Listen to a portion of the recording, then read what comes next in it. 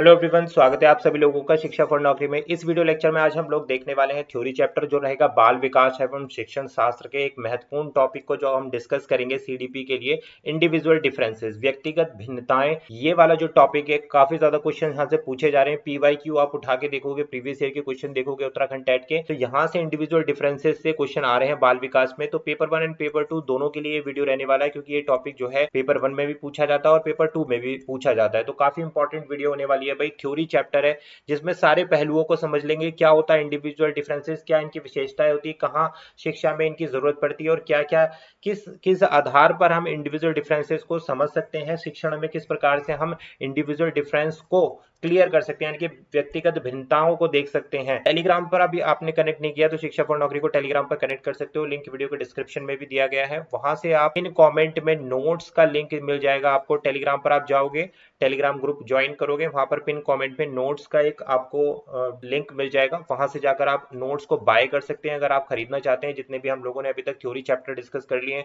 Plus MCQs को discuss कर लिया है, सीडीपी साइंस, सीडीपी के साथ साइंस भी है, वहां पर एसएसटी भी मिल जाएगा, हिंदी के भी आपको चैप्टर्स मिल जाएंगे, साथ साथ कुछ पार्ट आपको इंग्लिश का भी मिल जाएगा। तो जितना मैं ऑलरेडी पढ़ा चुका हूँ चैनल पे, सारे नोट्स आपको कवर अप हो जाएंगे। जब तक मैं आप लोगों को पढ़ा रहा हूँ वो सारी चीजें मैं आपको वहां पर प्रोवाइड कराता रहूंगा। सभी टीचिंग एग्जाम के लिए काफी इंपॉर्टेंट नोट्स रहेंगे ये, साथ साथ सीटेट के लिए भी काफी इंपॉर्टेंट नोट्स रहेंगे। तो मेक श्योर आप इसको बाय कर सकते हैं, बहुत मिनिमम प्राइस पर है ये, यूजफुल रहेंगे प्रैक्टिस करने के लिए और थ्योरी इन लास्ट के डेज में थ्योरी को रिवाइज करने के लिए काफी यूजफुल रहने वाले। वापस आते हैं अपने टॉपिक पर, समझते हैं क्या है इंडिविजुअल डिफरेंसेस, यानी कि व्यक्तिगत भिन्नताएं क्या होती हैं। देखो, व्यक्तिगत भिन्नताएं वो होती हैं जिसमें किसी भी व्यक्ति की बौद्धिक शक्ति और व्यवहारिक गुण जो दूसरों के साथ में अगर उनको मिलाकर देखे जाए, दूसरे व्यक्ति के साथ में देखा जाए, तो वो भिन्न पाए जाते हैं। कभी भी एक व्यक्ति दूसरे व्यक्ति के साथ समान गुण धर्म जो है साझा नहीं करता। ऐसा नहीं है कि एक व्यक्ति की हाइट 5 फीट है तो दूसरी व्यक्ति की भी हाइट जरूरी है कि 5 फीट ही हो।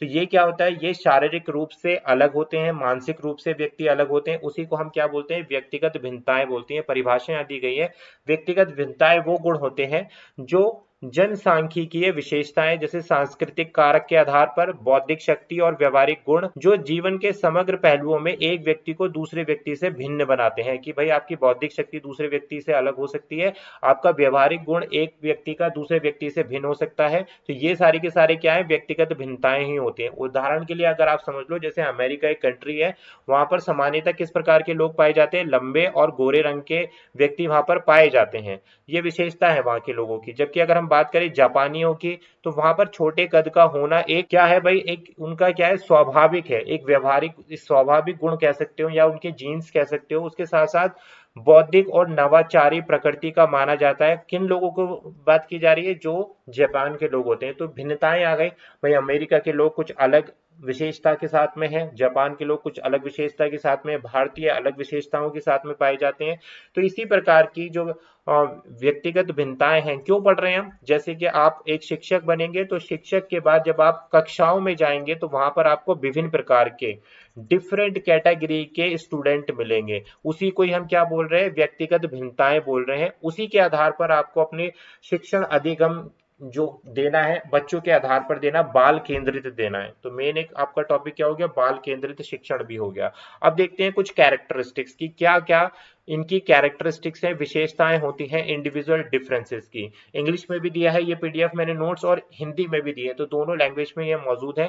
व्यक्तिगत भिन्नताओं के क्या क्या लक्षण होते हैं। देखो, व्यक्तिगत भिन्नता वे स्पष्ट गुण होते हैं जो एक व्यक्ति को क्या करते हैं, दूसरे व्यक्ति से अलग करते हैं। उदाहरण के लिए, हर व्यक्ति के सोचने का तरीका, कार्य करने का तरीका, चीजों को समझने का तरीका अलग होता है। तो भाई ये पहला एक लक्षण हो गया। दूसरे लक्षण की बात करें, व्यक्तिगत भिन्नताएं जो है रुचि के आधार पर, प्राथमिकताओं के आधार पर और आवश्यकताओं के आधार पर समाज के प्रति आंतरिक और बाह्य संभावना के कारण अलग अलग हो सकती है। उदाहरण के लिए, जैसे हमने पढ़ा था मैस्लो की आवश्यकता की श्रेणी सिद्धांत, मैस्लो की हमने थ्योरी पढ़ी थी जिसमें क्या थी, अलग अलग आवश्यकताएं थी अलग अलग व्यक्तियों की।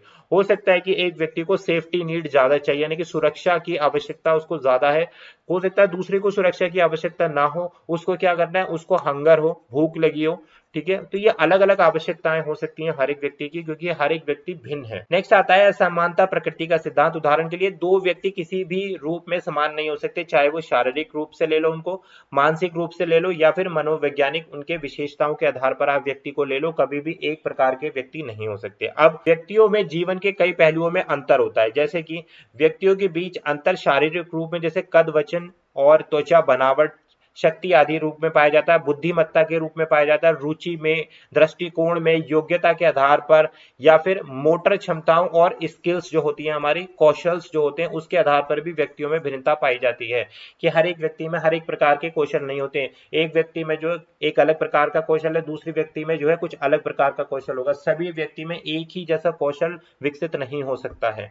प्रत्येक व्यक्ति में बौद्धिक क्षमता जिसे वह अनुभव और सीखने के माध्यम से प्राप्त करता है, उदाहरण के लिए अनुभव से सीखना, या फिर एक व्यक्ति प्रोजेक्ट विधि के माध्यम से सीख रहा है, दूसरा जो स्टूडेंट है वो चाइल्ड विधि के माध्यम से सीख रहा है, एक स्टूडेंट जो है कैसे एक्सपीरियंस के आधार पर सीख रहा है। तो ये क्या है, ये सब व्यक्तिगत भिन्नताएं हैं कि हम जो सीखते हैं, जैसे हम क्लास में हम टीचर से सीखते हैं तो सब अलग अलग तरीके से सीखते हैं। कोई टीचर के किसी माध्यम के थ्रू सीखता है, कोई अनुभव के माध्यम से सीख रहा है, कोई जो प्रैक्टिकल विधि से उसके साथ सीख रहा है, कोई खेल खेल में सीख रहा है। तो सबके अलग अलग गुणधर्म होते हैं, ठीक है। अब देखते हैं कॉजेज ऑफ इंडिविजुअल डिफरेंसेस, क्या कारण होते हैं व्यक्तिगत भिन्नताएं के। तो वो देखते हैं, पहले आनुवांशिकता होता है, दूसरा पर्यावरण, तीसरा उम्र या आयु, चौथा हमारा इंटेलिजेंस यानी कि बुद्धि, पांचवा हो गया हमारे पास इमोशनल स्टेबिलिटी, और छठा हो गया हमारे पास एजुकेशन। अब इन सभी को डिटेल में देखते हैं कि क्या क्या है भाई व्यक्तिगत भिन्नता के कारण। वांछुगतता या वांछानुगतता, वातावरण, आयु, बुद्धिमत्ता, भावात्मक स्थिरता, या फिर शिक्षा। तो अगर हम बात करें सबसे पहले वाले पार्ट की, वांछानुगत यानी कि हेरिडिटी की, तो यह वह है जो हमारे पूर्वजों से विरासत में मिला है, यानी कि गुणधर्म या गुणसूत्र जो हमारे पेरेंट्स से हमें आते हैं। जैसे कि बच्चे की मुस्कान आपके माता पिता की तरह होती है, चलने फिरने का कुछ तरीका बच्चे का अपने माता पिता क्या होता है, बोलने का तरीका, सोचने की शक्ति और चीजों को समझने का दृष्टिकोण, ये कुछ कुछ चीजें जो होती हैं पूर्ण रूप से नहीं लेकिन आंशिक रूप से तो हर एक व्यक्ति में पाई जाती हैं। काफी लोगों में इसकी अमाउंट ज्यादा होता है कि वांछानुक्रम यानी कि हेरिडिटी से, जो गुणसूत्र से उसके पास जो विशेषता आई है अपने माता पिता की, कुछ व्यक्तियों में काफी ज्यादा होती है, कुछ व्यक्तियों में कम होती है। दूसरा आता है हमारे पास में वातावरण, ठीक है। जैसे हमने बोला था वांछानुगतता, हेरिडिटी क्या होता है, नेचर वाला गुण होता है व्यक्ति के अंदर। वातावरण क्या है, नर्चर, नर्चर यानी कि वातावरण से व्यक्ति के व्यवहार, गतिविधि, दृष्टिकोण और जीवन शैली के गुणों में व्यक्तिगत भिन्नताएं लाती है। यानी कि एक व्यक्ति ए जो है एक अच्छे वातावरण में रह रहा है, बी व्यक्ति जो है एक खराब वातावरण में रह रहा है, तो ए व्यक्ति दूसरे बी व्यक्ति से तो वैसे ही भिन्न हो जाएगा। क्यों? क्योंकि उसके पालन पोषण में ए व्यक्ति पर ज्यादा ध्यान दिया जा रहा है और बी व्यक्ति पर बिल्कुल भी ध्यान नहीं दिया जा रहा है। तो दोनों के व्यक्तित्व में भी अंतर आ गया, सोचने समझने की शक्ति में भी अंतर आ गया, सीखने में भी अंतर आ गया, और उनके पर्सनैलिटी में भी अंतर आ गया। यहाँ वातावरण बहुत महत्वपूर्ण भूमिका निभाता है जो व्यक्तिगत भिन्नताओं में। आंतरिक कारक जैसे हमारे परिवार, दोस्त या रिश्तेदार से संबंधित होते हैं, जबकि बाहरी कारक कैसा होता है, स्कूल हो गया, संस्कृति यानी कि कल्चर हो गया, उस क्षेत्र से संबंधित होता है जिससे हम जुड़े हुए हो। दो प्रकार के कारक होते हैं जो व्यक्तिगत भिन्नता को प्रभावित करते हैं, पहला आंतरिक कारक हो गया, दूसरा हमारा बाह्य कारक। बाह्य कारक में कहाँ कहाँ, जैसे स्कूल हमारा एक बाह्य कारक है जहां पर हम चीजों को सीखते हैं, या फिर हम अपने फ्रेंड्स लोगों से मिलते हैं, या फिर जो कल्चर होता है, जो समाज है हमारा, तो ये सब बाह्य कारक है। आंतरिक कारक क्या होता है, जैसे हमारा परिवार हो गए, दोस्त हो गए, रिश्तेदार हो गए, वो सारे के सारे हमारे अंदरूनी कारक होते हैं। नस्ल और राष्ट्रीयता, देखो नस्ल का मतलब क्या, अलग अलग राष्ट्र में अलग अलग प्रकार के अलग अलग प्रजाति के लोग पाए जाते हैं तो जो व्यक्तिगत भिन्नताओं की भूमिका निभाते हैं। भारतीयों का स्वाभाविक रूप कैसा होता है, सहानुभूति पूर्ण होता है, जबकि अमेरिकन बहुत सीधे और खुले विचार वाले व्यक्ति होते हैं। यूरोपियन लोग अपनी नस्ल और राष्ट्रीयता के कारण बहुत रूढ़िवादी होते हैं, ठीक है। तो ये कुछ क्या होता है, अपने एरिया का प्रभाव पड़ता है, अपने शहर का प्रभाव पड़ता है, दूसरा हमारा जो एरिया जहां हम रहते हैं उसका प्रभाव पड़ता है, तीसरा जिस कंट्री में आप रहते हैं उसका प्रभाव पड़ता है व्यक्तिगत भिन्नताओं में। नेक्स्ट आता है हमारे पास लिंग। लिंग भिन्नता के कारण भी एक व्यक्ति दूसरे व्यक्ति से भिन्न हो सकता है। पुरुष शारीरिक रूप से मजबूत और मांसपेशियां होते हैं तथा उनमें मानसिक शक्ति अधिक होती है, जबकि अगर हम महिलाओं को देखें तो महिलाएं भावात्मक और संवेदनशील होती हैं। भावात्मक और संवेदनशील पुरुष भी होते हैं, इसका मतलब ये नहीं कि महिलाएं ही होती हैं भावात्मक और संवेदनशील, या महिलाएं कमजोर होती हैं पुरुष ही हमेशा स्ट्रांग होते हैं, ऐसा नहीं होता। लेकिन इसके आधार पर भिन्नताएं देखी जाती हैं। ज्यादातर की बात की जाए तो जो पुरुष होते हैं वो स्त्रियों से शारीरिक रूप से उनका जो गठन होता है वो मजबूत होता है, लेकिन पूर्ण रूप से ये बात सत्य नहीं है। नेक्स्ट आता है आयु के आधार पर। आयु व्यक्तिगत भिन्नताओं को निर्धारण करने में एक महत्वपूर्ण भूमिका निभाती है भाई। जो जीवन की अवधि होती है, जैसे हम बच्चे होते हैं, जब शैशवावस्था में होते हैं, जब हम अलग होते हैं, फिर बचपन में आए फिर हम अलग हो गए, किशोरावस्था में आए तो फिर हम अलग होते हैं, वयस्क से गुजरते हैं, तो सीखने की क्षमता जो और समायोजन क्षमता जो है आयु के साथ स्वाभाविक रूप से बढ़ती रहती है, जैसे कि हमने पियाजे के संज्ञानात्मक विकास सिद्धांत में देखा था। क्लियर हो गया बात। अब प्रभाव पड़ता है शिक्षा का। शिक्षा का इंडिविजुअल डिफरेंस पर क्या प्रभाव पड़ता है? बहुत इंपॉर्टेंट रोल प्ले करती है शिक्षा, व्यक्तिगत भिन्नताओं की एक महत्वपूर्ण भूमिका निभाती है। शिक्षित और अशिक्षित व्यक्तियों के व्यवहार में बहुत बड़ा अंतर होता है भाई। जो देखो, आप शिक्षा लोगे तो आप लोगों के साथ आपका बात करने का तरीका, उनसे बिहेव करने का तरीका वो अलग होगा एज कंपेयर टू अशिक्षित। अशिक्षित व्यक्ति जो है उसमें ना भाषा होगी, ना उसमें व्यवहार होगा, ना वो व्यवहार कुशल होगा। तो ये सारी चीजें देखी जाती हैं। शिक्षा जो है किसी भी व्यक्ति के सर्वांगीण विकास में एक बहुत बड़ी भूमिका निभाता है, और इसीलिए हम सभी को बोलते हैं कि प्राइमरी एजुकेशन और जो फ्री एंड कंपलसरी एजुकेशन जो गवर्नमेंट ने रखी थी वो सभी व्यक्ति को लेनी चाहिए, इसी वजह से, क्योंकि शिक्षा जो है आपको बनावट देती है, एक प्रकार के व्यक्ति को बनावट देने का, एक आकार देने का, एक शेप देने का जो कार्य करती है वो क्या करती है भाई? एजुकेशन ही करती है। एजुकेशन से व्यक्ति जो है अपने आप को बदलता है, अपने आप को बदलेगा तो समाज को बदलेगा, ठीक है, समाज बदलेगा तो देश बदलेगा। तो ये इसीलिए एजुकेट होना बहुत जरूरी है। जिन कंट्रीज का एजुकेशन का जो रेशियो है वो ज्यादा होता है, जहां पर पढ़े लिखे लोग ज्यादा होते हैं, तो वो ऑलरेडी आपको पता है डेवलप्ड कंट्री में आ जाते हैं, जैसे यूएस हो गया, तो वहाँ एजुकेशन रेट बहुत ज्यादा है। इंडिया में भी बहुत ज्यादा बढ़ोतरी हुई है, जो इलिटरेसी है वो कम हो रही है, अशिक्षितता जो है वो कम हो रही है, पहले बहुत ज्यादा थी, इसलिए हमारा देश थोड़ा पिछड़ा हुआ माना जाता था, लेकिन अब नहीं है ऐसा। तो ये हमारे कारक हो गए। अब देखते हैं भाई हम क्यों पढ़ रहे हैं, व्यक्तिगत भिन्नताओं के बारे में हम क्यों पढ़ रहे हैं, उसका जो हमारा जो पढ़ाई होगा जो शिक्षा के क्षेत्र में उसका क्या महत्वपूर्ण भूमिका निभाएगी व्यक्तिगत डिफरेंसेस, अब उनको देख लेते हैं भाई। तो यहीं से क्वेश्चन बनेगा, ये है इंपॉर्टेंट पार्ट इसका, व्यक्तिगत भिन्नताओं के शैक्षिक निहितार्थ क्या पर है। देखो, शिक्षा का उद्देश्य जो न केवल पाठ्यक्रम और शिक्षण विधियां इस प्रकार से डिजाइन की जानी चाहिए कि वो मानव की व्यक्तिगत भिन्नताओं जैसे क्षमता, दृष्टिकोण, योग्यता और सहन शक्ति को ध्यान में रखते हैं। अब देखो, हमने जो पाठ्यक्रम निर्धारित किया है बच्चों के लिए, तो वो पाठ्यक्रम को अगर हम शिक्षक के अनुरूप बना दें तो वो बिल्कुल सही पद्धति नहीं होगी शिक्षा की।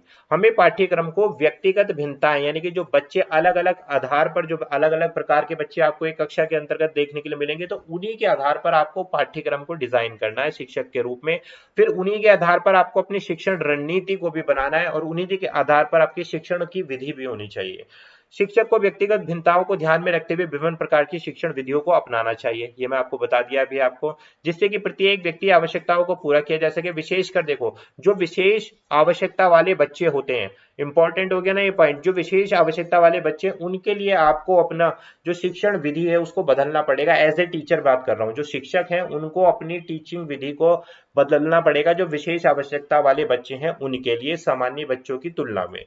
सह पाठ्यक्रम गतिविधियों को बच्चों को रोजमर्रा के जीवन का हिस्सा बनाना चाहिए। तो देखो, जितने भी सह, यानी कि जो भी हमारी एक्स्ट्रा कैरिकुलर एक्टिविटी होती हैं उनको रोजमर्रा की आपको क्या करना है, हिस्सा बनाना है बच्चे का, जिससे कि बच्चों में डिसिप्लिन आए। दूसरी बात क्या है, उनमें मानवता आए। साथ में जैसे कि आप बोल सकते हो नृत्य हो गया, डांस वाली एक्टिविटी हो गया, या फिर कुछ बच्चे सॉन्ग्स में इंटरेस्ट रखते हैं, कुछ बच्चे धार्मिक और देशभक्ति नाटक में ज्यादा इंटरेस्ट रखते हैं, कुछ बच्चों की आर्ट्स अच्छी होती है। तो ये क्या है भाई, ये व्यक्तिगत भिन्नताएं तो हो रही है कि अलग अलग बच्चे का अलग अलग फील्ड ऑफ इंटरेस्ट है, तो उनके इंटरेस्ट के अकॉर्डिंग उनको शिक्षा और गतिविधि दी जानी चाहिए।